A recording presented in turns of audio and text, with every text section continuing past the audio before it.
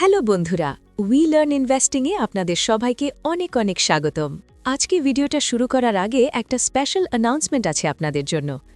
এবার থেকে আপনারা daily market report, sector and industry level analytics, stock analysis আরও অনেক ভ্যালুয়েবল ইনভেস্টিং ইনসাইটস সবকিছু একদম সহজ ভাষায় পেয়ে যাবেন আমাদের ওয়েব অ্যাপে। মাস্ট ভিজিট WeLearnInvesting.com, লিংক দেওয়া আছে ডেসক্রিপশনে, আর পিন্ড কমেন্টেও পেয়ে যাবেন। আপনারা যারা প্রতিদিন মার্কেট বুঝে স্টেপ বাই স্টেপ শিখতে চান, কোন সেক্টর স্ট্রং, কোনটা উইক, কোন স্টকের ট্রেন্ড ভালো, কোনটা অ্যাভয়েড করা উচিত, এইসব ডেইলি বেসিসে ট্র্যাক করতে চাইলে এটা আপনার জন্য পারফেক্ট। আর একটা ছোট্ট কথা, এই ভিডিওটা 20 জানুয়ারিতে তৈরি করা হয়েছিল, কিন্তু কিছু কারণে আপলোড করতে একটু লেট হয়ে গেল, তার জন্য সরি। বাট ইয়েস, এখন থেকে আমরা আরও কনসিস্টেন্ট থাকব আর আপনাদের জন্য নিয়মিত কোয়ালিটি আপডেটস নিয়ে আসব। তো বন্ধুরা, WeLearnInvesting.com একবার অবশ্যই ভিজিট করুন আর আপনার ফিডব্যাক কমেন্টে জানাতে ভুলবেন না। চলুন এখন শুরু করি আজকের আপডেট। নমস্কার বন্ধুরা, উই লার্ন ইনভেস্টিংয়ে আপনাদের সবাইকে আরও একবার স্বাগত। নমস্কার। আজ তারিখ 20 জানুয়ারি 2026, আর ইয়োজুম একটা প্রশ্ন অনেকেই করছেন, বিশেষ করে হিন্দুস্তান জিঙ্ক নিয়ে। হ্যাঁ, এটা এখন একটা হট টপিক। একদম। প্রশ্নটা হচ্ছে, হিন্দুস্তান জিঙ্ক, যেটা কিনা একটা ডিভিডেন্ড কিং, একটা ব্লু চিপ স্টক, সেটাতে এখন কি বিনিয়োগ করা ঠিক হবে? প্রশ্নটা খুব স্বাভাবিক। কারণ একদিকে শুনছি কোম্পানির রেকর্ড লাভ করছে, মানে Q3 রেজাল্ট তো ফাটাফাটি, আবার অন্যদিকে এর যে প্যারেন্ট কোম্পানি বেদান্ত, তাকে নিয়ে বাজারে প্রচুর নেগেটিভ খবর। ঠিক, বিষয়টা একটা ধাঁধার মতো হয়ে গেছে। একদিকে একটা দারুণ অ্যাসেট আর অন্যদিকে একটা বড় সড় ঝুঁকির মেঘ। তো আজ আমরা ঠিক এটাই করব, হিন্দুস্তান জিঙ্ককে নিয়ে একটা একদম নিরপেক্ষ গভীর বিশ্লেষণ। এটা কি একটা মাল্টিব্যাগারের সুযোগ, নাকি একটা ভ্যালু ট্র্যাপ? চলুন তাহলে এই জটটা ছাড়ানোর চেষ্টা করা যাক। তাহলে একদম গোড়া থেকে শুরু করি। কোম্পানি আসল ব্যবসাটা কি? আমরা সবাই জানি ওরা জিঙ্ক, লেড, সিলভার মাইনিং করে, কিন্তু আসল গল্পটা এখন একটু অন্যদিকে মোড় নিচ্ছে। হ্যাঁ, সোর্সগুলো ঘেটে আমারও তাই মনে হলো। সবাই একে জিঙ্কের কোম্পানি হিসাবেই চেনে, কিন্তু ভেতরের ছবিটা বোধহয় পাল্টাচ্ছে। একদম ঠিক জায়গায় ধরেছেন। আমি যদি খুব সহজ করে বলি, ভাবুন এরা রাজস্থানের খনি থেকে এক ধরনের পাথর তোলে, যার মধ্যে জিঙ্ক, লেড আর রূপোর মতো গুপ্তধন মেশানো থাকে। আচ্ছা। কোম্পানি সেই পাথর প্রসেস করে খাঁটি মেটাল বানিয়ে বিক্রি করে। চিরাচরিতভাবে জিঙ্কই ছিল এদের রুটি-রুজি, ভারতের বাজারের প্রায় 75% এদের দখলে। প্রায় মনোপলি বলা যেতেই পারে। কিন্তু আসল চমকটা অন্য জায়গায়। ওই রূপোর ব্যাপারটা, তাই তো? আমি Q3 FY26 এর রিপোর্টটা দেখছিলাম। কোম্পানির মোট লাভের প্রায় 44% একা সিলভার থেকে এসেছে। এটা তো একটা ব্যাপক পরিবর্তন। ব্যাপক। এটাই এখন আসল গেম চেঞ্জার। আগে রূপো ছিল একটা বাই প্রোডাক্ট, এখন সেটাই কোম্পানির প্রধান চালিকা শক্তি হয়ে উঠছে। হিন্দুস্তান জিঙ্ক এখন বিশ্বের 3rd লার্জেস্ট সিলভার প্রডিউসার। তার আমরা যেটাকে একটা সাধারণ মাইনিং স্টক হিসেবে দেখছি, পর্দার আড়ালে সেটা প্রায় একটা প্রেশাস মেটাল কোম্পানিতে পরিণত হচ্ছে। এক্স্যাক্টলি। এই পরিচয় বদলটা অনেকেই হয়তো খেয়াল করেননি। এর মানে হলো কোম্পানির ভবিষ্যতের ভ্যালুয়েশন শুধু জিঙ্কের দাম দিয়ে করলে হবে না, রূপোর দামের ওঠানামার ওপরও অনেক কিছু নির্ভর করবে। কিন্তু এখানে আমার একটা প্রশ্ন আছে।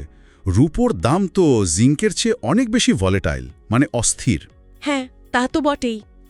তো কোম্পানি যদি এর উপর খুব বেশি নির্ভরশীল হয়ে পড়ে, সেটা কি একটা নতুন ঝুঁকি তৈরি করবে না? খুব ভালো প্রশ্ন। অবশ্যই এটা একটা ঝুঁকি, কিন্তু ম্যানেজমেন্ট সম্ভবত একটা সিলভার সুপার সাইকেলের উপর বাজি ধরছে। আর এখানেই কোম্পানির দ্বিতীয় শক্তির দিকটা চলে আসে। এদের ব্যবসার দুর্গ বা মোট কতটা মজবুত সেইটা। একদম। আর এদের ব্যবসার দুর্গটা কিন্তু মারাত্মক শক্তিশালী। হ্যাঁ, সেটা আমিও দেখছিলাম। প্রথমত কস্ট অ্যাডভান্টেজ। সোর্সগুলোতে একটা টার্ম ব্যবহার করা হয়েছে, গ্লোবাল ফার্স্ট ডেসাইল। এর মানেটা যদি একটু সহজ করে বুঝিয়ে দেন। এর সহজ মানে হল, খরচের দিক থেকে এরা বিশ্বের সেরা 10% উৎপাদকদের মধ্যে পড়ে।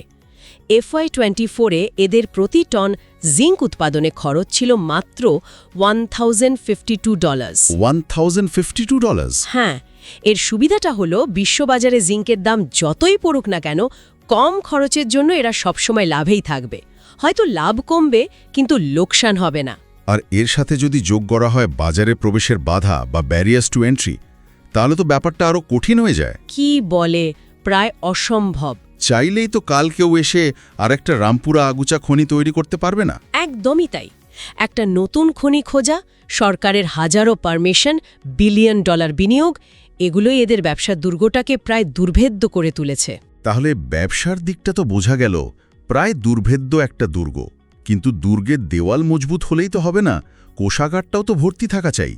এদের আর্থিক স্বাস্থ্য আসলে কতটা শক্তিশালী? আর এই সংখ্যাগুলো দেখলে অবাক হতে হয়। আমি তো ব্যালেন্স শিট দেখে অবাক। এই ক্যাশ ফ্লো অবিশ্বাস্য। কোম্পানির ইবিটা মার্জিন প্রায় 55%। যে কোনো ম্যানুফ্যাকচারিং বিজনেসের জন্য এটা একটা স্বপ্নের মার্জিন। এর সাথে রিটার্ন অন ইকুইটি বা আরওই হল 27% আর আরওসি হল 35%। আর সবচেয়ে অবাক করার মতো বিষয় হলো, মাত্র 3 মাসের মধ্যে, মানে সেপ্টেম্বর 2025 থেকে ডিসেম্বর 2025, হ্যাঁ, কোম্পানিটা পুরোপুরি ঋণমুক্ত তো হয়েছে, বরং উল্টে কোম্পানির হাতে এখন ঋণের চেয়ে 329 crore টাকা বেশি ক্যাশ রয়েছে, মানে নেট ক্যাশ পজিটিভ। এটা একটা অবিশ্বাস্য টার্নারাউন্ড। আর এটাই আমাদের ধাঁধার দ্বিতীয় অংশে নিয়ে আসে। একদিকে এই অসাধারণ আর্থিক পারফরমেন্স, আর অন্যদিকে কর্পোরেট গভর্নেন্সের প্রশ্নচিহ্ন। ঠিক এই দুটোকে মেলানোই কঠিন হয়ে যাচ্ছে। সবচেয়ে বড় চিন্তার কারণ হলো প্রোমোটার প্লেজ। হ্যাঁ, প্রোমোটার মানে বেদান্ত গ্রুপ তাদের প্রায় 99 থেকে 100% শেয়ার বন্ধক রেখেছে। কিন্তু এই ঝুঁকিটা ঠিক কতটা বাস্তব? মানে বেদান্ত কি সত্যি ডিফল্ট করার মতো অবস্থায় আছে? দেখুন, এটা বোঝার জন্য একটা উপমা দেয়া যেতে পারে। আচ্ছা। ভাবুন তো, আপনার বাড়িটা খুব সুন্দর, দারুণ ভাড়া আসে, কিন্তু আপনার প্রতিবেশী সেই বাড়ির দলিল বন্ধক রেখে নিজের জন্য লোন নিয়েছে। সর্বনাশ। বিপদটা আপনার প্রতিবেশীর, কিন্তু আপনার বাড়িটাও ঝুঁকির মধ্যে পড়ে গেল। হিন্দুস্তান জিঙ্কের অবস্থাটা অনেকটা সেরকম। যদি কোনো কারণে বেদান্ত তাদের বিশাল ঋণের বোঝা সামলাতে না পারে, তাহলে ঋণদাতারা হিন্দুস্তান জিঙ্কের এই শেয়ারগুলো খোলা বাজারে বিক্রি করে দেবে। আর তখন স্টকের দামে একটা ধস নামতে পারে, একটা বড়সড় পতন আসতে পারে। আর এটা শুধু তো তাত্ত্বিক নয়, অতীতেও তো বেদান্তের কিছু কার্যকলাপ নিয়ে প্রশ্ন উঠেছে। যেমন ওদের গ্লোবাল জিঙ্ক অ্যাসেটগুলো বেশি দামে হিন্দুস্তান জিঙ্ককে বিক্রি করার চেষ্টা, যেটা ভারত সরকার আটকে দিয়েছিল। ঠিক। ওই ঘটনাটা স্বার্থের সংঘাত বা কনফ্লিক্ট অফ ইন্টারেস্টের একটা বড় উদাহরণ। ভাইসরয় রিসার্চের মতো শর্ট সেলিং ফার্মও তো অভিযোগ করেছিল যে বেদান্তকে দেওয়া ব্র্যান্ড ফি আসলে কোম্পানি থেকে টাকা বের করার একটা উপায়। হ্যাঁ, এই ঘটনাগুলোই বিনিয়োগকারীদের মনে একটা সন্দেহের বীজ বুনে দেয়। তাহলে আমরা একটা অদ্ভুত জায়গায় এসে দাঁড়ালাম। একদিকে বিশ্বমানের ব্যবসা, অসাধারণ আর্থিক স্বাস্থ্য, আর অন্যদিকে প্রমোটরের কিছু প্রশ্নবিদ্ধ কার্যকলাপ। দেখা যাক বাজার এই দ্বন্দ্বটাকে কিভাবে দেখছে। কারণ ভ্যালুয়েশনের দিকে তাকালে তো মনে হচ্ছে বাজার এই ঝুঁকিগুলোকে একদমই পাত্তা দিচ্ছে না। এখানেই তো বেয়ার কেসের মূল যুক্তিটা লুকিয়ে আছে।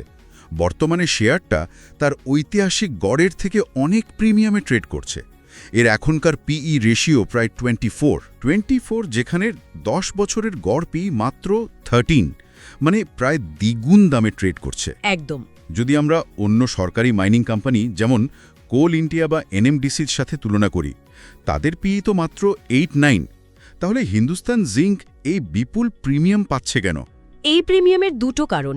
এক, এর অসাধারণ অ্যাসেট কোয়ালিটি আর কস্ট লিডারশিপ, যা অন্য কোনো মাইনিং কোম্পানির নেই। আর দুই, যেটা আমরা আগেই আলোচনা করলাম, এর ক্রমবর্ধমান সিলভার এক্সপোজার। বাজার ভবিষ্যতের সিলভার সুপার সাইকেলকে এখন থেকে দামে অন্তর্ভুক্ত করে নিচ্ছে। বাজার ভাবছে এটা আর সাধারণ মাইনিং কোম্পানি নেই। কিন্তু ডিসিএফ বা ডিসকাউন্টেড ক্যাশ ফ্লো মডেল কি বলছে? কারণ সেন্টিমেন্ট তো যে কোনো দিকে যেতে পারে। সোর্সে দেওয়া একটা ডিসিএফ মডেল অনুযায়ী এর আসল ভ্যালু বা ইন্ট্রিনসিক ভ্যালু আসছে প্রায় 427 টাকা, আর এখনকার দাম 661। তার মানে মডেল অনুযায়ী স্টকটা এখন প্রায় 35% ওভারভ্যালিউড। হ্যাঁ, বর্তমান দামে ভবিষ্যতের অনেকটা গ্রোথই আগে থেকে ধরা হয়ে গেছে। বিনিয়োগের জন্য যে মার্জিন অফ সেফটি বা সুরক্ষার মার্জিন থাকা দরকার, সেটা প্রায় নেই বললেই চলে। এটা একটা ক্লাসিক সংঘাত, বাজারের গল্প বনাম খাতার কলমের হিসাব। একদম। তাহলে এই পরিস্থিতিতে দাঁড়িয়ে ভবিষ্যতের দিকে তাকালে কি দেখা যাচ্ছে? কোম্পানির স্ট্র্যাটেজি দেখে তো মনে হচ্ছে তারা দুটো দিকেই এগোচ্ছে। হ্যাঁ, দুটো দিকেই। এক, যেটা কাজ করছে মানে রূপো, সেটার ওপর আরও বেশি জোর দিচ্ছে। আর দুই, বর্জ্য পদার্থ থেকে একটা নতুন ব্যবসার দিক খুলছে। ঠিক, ম্যানেজমেন্টের লক্ষ্য হল রূপোর উৎপাদন বাড়িয়ে 1500 টন করা, যা তাদের বিশ্বের 1 নম্বর উৎপাদক করে তুলতে পারে। ওয়াও! আর যেহেতু রূপোর মার্জিন জিঙ্কের থেকে অনেক বেশি, তাই এটা কোম্পানির লাভ আরও বাড়াবে। আর দ্বিতীয়টা হলো ফার্টিলাইজার প্ল্যান্ট। হ্যাঁ, স্মেল্টিং প্রসেসের বাই প্রোডাক্ট সালফিউরিক অ্যাসিড দিয়ে ডিএপি সার তৈরির প্ল্যান্ট বানাচ্ছে, যেটা ডিসেম্বর 2026-এর মধ্যে চালু হবে। একদিকে বুল কেসটা খুব শক্তিশালীর উপর গল্প, হাই ডিভিডেন্ড, কস্ট লিডারশিপ। আর অন্যদিকে বিয়ার কেসটাও ততটাই জোরালো, সাংঘাতিক ওভারভ্যালুয়েশন আর প্যারেন্ট কোম্পানির ঝুঁকি। আর এর সাথে আরেকটা ফ্যাক্টরও তো আছে, তাই না? সরকারের শেয়ার বিক্রির সম্ভাবনা। হ্যাঁ, ওটা একটা বড় ব্যাপার। সরকারের হাতে এখনও 29.5% শেয়ার আছে। তারা যদি ওএফএস বা অফ অফ সেল আনে, তাহলে বাজারে সাপ্লাই বেড়ে গিয়ে দামের ওপর একটা চাপ তৈরি হতে পারে। সবটা শুনে আমার যেটা মনে হচ্ছে, মানে এটা একটা ক্লাসিক পরিস্থিতি যেখানে গাড়িটা দারুণ, কিন্তু ড্রাইভারকে নিয়ে সন্দেহ আছে আর দামটাও বড্ড বেশি। একদম ঠিক বলেছেন। ব্যবসাটা অসাধারণ, কিন্তু বর্তমান দাম আর মালিকানার কাঠামোটা বিনিয়োগের আগে দুবার ভাবতে বাধ্য করে। তাহলে কাদের জন্য এটা উপযুক্ত হতে পারে? আমার মনে হয় এটা তাদের জন্য উপযুক্ত হতে পারে যারা নিয়মিত ডিভিডেন্ড আয়ের উপর জোর দেন, মানে ইনকাম ইনভেস্টর, এবং যারা দীর্ঘমেয়াদে রূপোর ওপর বাজি ধরতে চান। কিন্তু যারা কম ঝুঁকি নিতে পছন্দ করেন, রিস্ক অ্যাভার্স বিনিয়োগকারীদের জন্য হয়তো এখন অপেক্ষা করাটাই শ্রেয়, কারণ এই ধরনের স্টকে যেখানে গভর্নেন্স রিস্ক আছে, সেখানে পজিশন সাইজিং খুব গুরুত্বপূর্ণ। আচ্ছা, মানে পোর্টফোলিওর একটা ছোট অংশের বেশি অ্যালোকেট করা উচিত নয়। একদম, হয়তো 3-5%-এর বেশি নয়। আর মনে রাখবেন, উই লার্ন ইনভেস্টিং আপনাদের শিখতে সাহায্য করে। আমরা কোনো সরাসরি বিনিয়োগের পরামর্শ দিই না। সেবি গাইডলাইন অনুসারে যে কোনো সিদ্ধান্ত নেওয়ার আগে নিজের গবেষণা আর নিজের আর্থিক উপদেষ্টার সাথে কথা বলাটা কিন্তু খুব জরুরি। অবশ্যই। তাহলে আজকের এই আলোচনা থেকে 3টে মূল বিষয় পরিষ্কার হলো। প্রথমত, হিন্দুস্তান জিঙ্ক একটি বিশ্বমানের অ্যাসেট, যা সবার চোখের সামনেই একটা ইন্ডাস্ট্রিয়াল মেটাল কোম্পানি থেকে প্রেশাস মেটাল কোম্পানিতে রূপান্তরিত হচ্ছে। দ্বিতীয়ত, কোম্পানির আর্থিক স্বাস্থ্য এবং ক্যাশ জেনারেট করার ক্ষমতা অসাধারণ, কিন্তু পেরেন্ট কোম্পানির ঝুঁকি এবং কর্পোরেট গভর্নেন্সের সমস্যা একটা বড় চিন্তার কারণ। এই দুটো দিক সম্পূর্ণ বিপরীতমুখী। আর তৃতীয়ত, বর্তমান ভ্যালুয়েশন ভবিষ্যতের সমস্ত ভালো খবরকে ইতিমধ্যেই দামে ধরে নিয়েছে, যার ফলে নতুন বিনিয়োগের জন্য সুরক্ষার মার্জিন প্রায় নেই। তাই এখানে ধৈর্য একটা বড় ফ্যাক্টর হতে পারে। একদম। সবশেষে একটা প্রশ্ন ভাবার জন্য রেখে যাওয়া যেতে পারে। বলুন। যদি ভারত সরকার তাদের হাতে থাকা 29.5% অংশীদারিত্ব বিক্রি করে দেয়, তাহলে কি হবে? ইন্টারেস্টিং প্রশ্ন। একদিকে যেমন শেয়ারের যোগান বেড়ে দাম কমতে পারে, তেমনি অন্যদিকে হয়তো কর্পোরেট গভর্নেন্সের উন্নতি হতে পারে, যদি কোনো বড় প্রাতিষ্ঠানিক বিনিয়োগকারী সেই শেয়ার কেনে। আবার উল্টোটাও তো হতে পারে, তাই না? মানে প্রমোটারের ওপর সরকারের যেটুকু নজরদারি ছিল, সেটাও চলে গেলে তারা আরও বেপরোয়া হয়ে উঠতে পারে। ঠিক, এই বিষয়টা নিয়ে ভাবার অবকাশ রইল। দারুণ একটা পয়েন্ট। আজকের এই গভীর আলোচনার জন্য আপনাকে অনেক ধন্যবাদ। ধন্যবাদ। উই লার্ন ইনভেস্টিং পরিবারের পক্ষ থেকে আপনাদের সবাইকে ধন্যবাদ। আপনাদের কি মনে হয় কমেন্টে অবশ্যই জানাবেন, আর চ্যানেলটা সাবস্ক্রাইব করতে আর নোটিফিকেশন অন করতে ভুলবেন না। আবার দেখা হবে। নমস্কার।